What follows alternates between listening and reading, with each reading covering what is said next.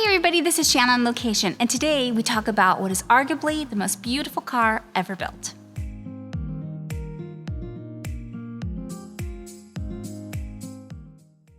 Hi everybody, welcome back. So today we're going to be talking about this painting of an XKE, also known as an E-Type. It is widely regarded as one of the most important and beautiful vehicles ever created. She's a British sports car that was manufactured by Jaguar Cars Limited between 1961 and 1975, and they were known for saloons, two-seaters, and sports cars. Jaguar also became familiar with racing with the 24 Hours of Le Mans, which is the oldest active racing event in the world. They had great success with their C and D types and had many victories throughout the 1950s. However, the engineers at Jaguar wanted to make the E-Type a road-going sports car, so they had a lot of challenges ahead of them. When the E-Type was revealed at the Geneva Auto Show in March 1961, she stole the show and headlines around the world. Enzo Ferrari was even quoted as saying, "It's the most beautiful car ever made." The E-Type did have success on the racetrack, but not to the extent of the C and D type.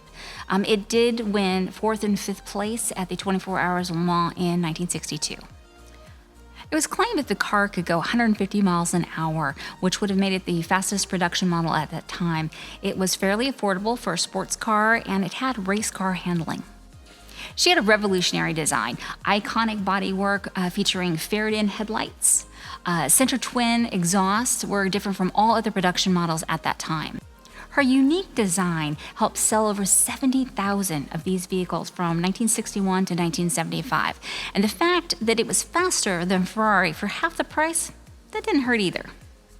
Car and Driver reviewed the E-Type in the December 1961 issue, and they were quoted as saying, "While we did not succeed at recording 150 miles an hour in our top speed runs, we did get 145 without much difficulty, even with luggage in the trunk, not attempting to tune the car, and most importantly, with the top down." When the E-Type came out, it's about $5,000, which in today's money is about $43,000, and that made it look like their competitors were pretty expensive. At that time, a Ferrari 250 GT was about $18,000, which in today's money is about $158,000. You can find one of these beautiful vehicles today for about $75,000 and up. It's actually one of the most top appreciating vehicles out there today. Something that's near and dear to my heart is in 1996, the Museum of Modern Art acquired an E-Type for their permanent collection. They only have 5 different vehicles in that collection, so that's quite an honor to have that in there. The E-Type has been in lots of movies and lots of TV shows. Mad Men, several Bond movies, Doctor Who, Austin Powers, and Kingsman. One of the most famous E-Types is the one that's featured in Goldmember, the Austin Powers movie from 2002, and someone I know is lucky enough to have one, and there she is. So why do I want to paint this painting? The word anthropomorphize comes to mind. It means to make something human, and for me, vehicles they're kind of human, just like the drivers, the owners are.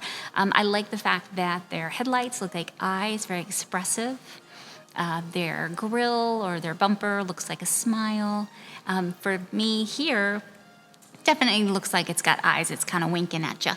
My husband actually took a photo of this vehicle when we were at a car show, and I had left early, and he knew kind of vehicles that I love to paint. And so this one really spoke to me. I love the fact that in the chrome, there's folks that are at the show, at the car show. Over here, same situation.